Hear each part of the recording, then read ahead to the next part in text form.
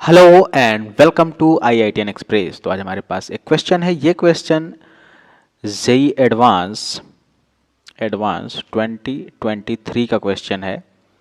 ये क्वेश्चन क्या कह रहा है कि 1 mole of an ideal monoatomic gas undergoes two reversible processes A to B and B to C as shown in the figure given below.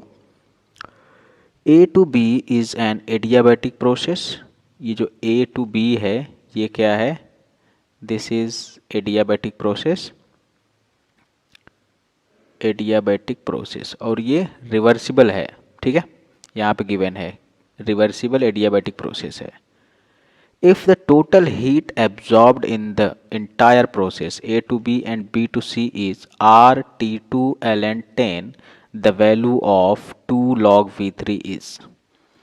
और हमको data given है molar heat capacity of the gas at constant pressure that is 5/2R।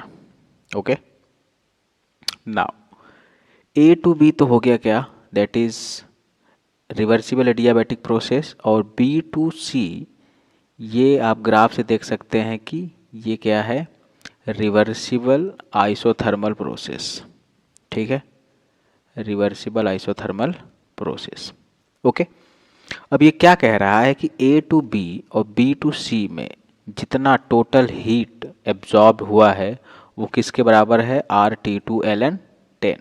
तो यहाँ से हम क्या लिख सकते हैं कि Q A to C is equals to Q A to B plus Q B to C। ठीक है, तो अब यहाँ पे ध्यान दीजिएगा, A to B क्या है, adiabatic process, no heat exchange, मतलब ना तो हीट एब्जॉर्ब हो रहा है ना ही हीट इवॉल्व हो रहा है। तो Q A to B क्या हो जाएगा, मतलब यहाँ से यहाँ तक कोई हीट एब्जॉर्ब नहीं होगा, ना तो कोई हीट इवॉल्व होगा, ना कोई हीट रिलीज होगी, क्योंकि ये एडियाबैटिक प्रोसेस है। Change in heat is equals to 0 होता है। तो Q A to C is equals to क्या हो जाएगा, Q B to C। अब यहाँ पे आप देखिए कि ये जो B to C है ये क्या है, that is going to be the isothermal process. Isothermal process के लिए अगर हम फर्स्ट लॉ ऑफ थर्मोडायनेमिक्स लगाएं तो डेल्टा U इक्वल्स टू क्या आएगा, Q प्लस W। ठीक है, और ये हो जाएगा 0 और Q इज इक्वल्स टू क्या होगा, माइनस W। ठीक है, ये Q B to C क्या होने वाला है, W B to C। ठीक है, इसका मतलब क्या है कि हमको Q A to C is equals to Q B to C is equals to minus of W B to C, और ये इज इक्वल्स टू किसके है, RT2 ln 10।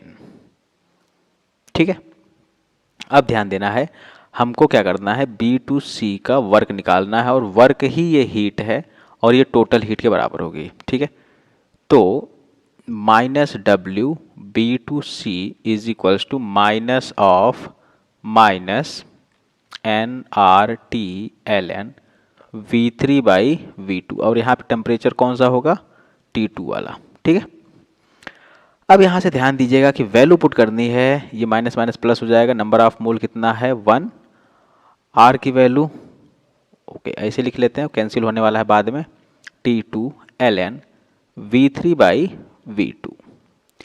अब यहाँ पे हमको क्या करना है, हमको RT2 ln 10 लिख देना है। अब यहाँ से आप देखिए साफ साफ RT2 कैंसिल हो गया, ln 10 इज इक्वल्स टू क्या आ गया, ln V3/V2। और सिंपली यहाँ से आप देख सकते हैं कि V3/V2 इज इक्वल्स टू क्या आने वाला है, 10। ठीक है, अब ध्यान दीजिए, अब हमको क्या निकालना है, V2 हम कहाँ से निकालेंगे, हम V2 इस रिलेशन से निकालेंगे, एडियाबैटिक प्रोसेस वाला रिलेशन। कैसे, हमको पता है, क्या पता है कि T and V to power gamma -1 monoatomic है, तो मोनो एटॉमिक के लिए गामा क्या हो जाएगा, गामा इज इक्वल्स टू 5/3। ठीक है, मोनो एटॉमिक गैस के लिए गामा क्या होगा, 5/3, और गामा क्या होता है, Cp/Cv। ठीक है, और Cv क्या होता है, F/2R, और Cp क्या होता है, CV प्लस R, ठीक है। ये सारी बातें आपको पता होंगी।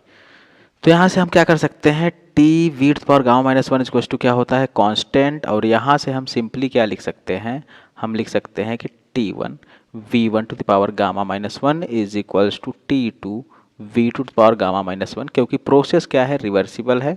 यहाँ से यहाँ एडियाबैटिक प्रोसेस है ना। T1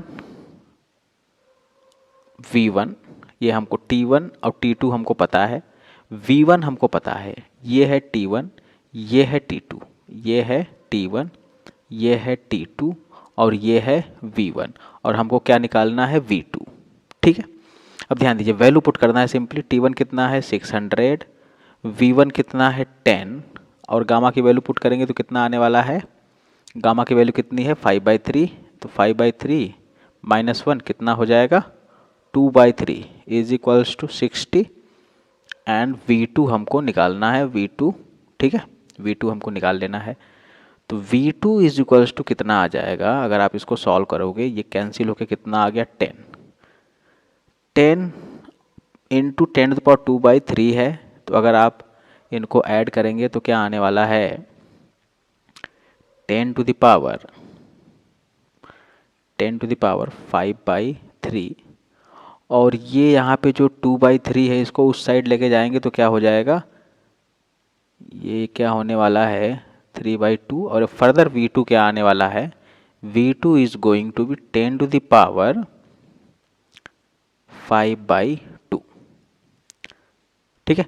अब इस वैल्यू को यहाँ पे पुट करना है, तो ध्यान दीजिए V3 इज इक्वल्स टू क्या होने वाला है 10 इंटू V2 की वैल्यू कितनी है, V2 वैल्यू यहाँ पे पुट कर दीजिए 10 इंटू 10 टू द पावर 5/2, और V3 कितना आ गया, V3 आ गया आपका 10 टू द पावर 7/2, ठीक है।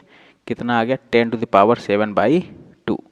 अब हमको निकालना क्या है, हमको निकालना है 2 log V3। अब क्या करना है, दोनों साइड log ले लीजिए, है ना। दोनों साइड log अगर आप ले रहे हैं, दोनों साइड अगर आप log ले रहे हैं तो क्या होने वाला है, log V3 is equals to log 10 to the power 7/2। तो log की प्रॉपर्टी यूज करेंगे तो क्या हो जाएगा, log V3 is equals to 7/2 log 10, दोनों साइड 2 से मल्टीप्लाई कर दीजिए, तो ये क्या हो जाएगा 2 log V3 is equals to 7, क्योंकि log 10 इज इक्वल्स टू क्या होता है 1।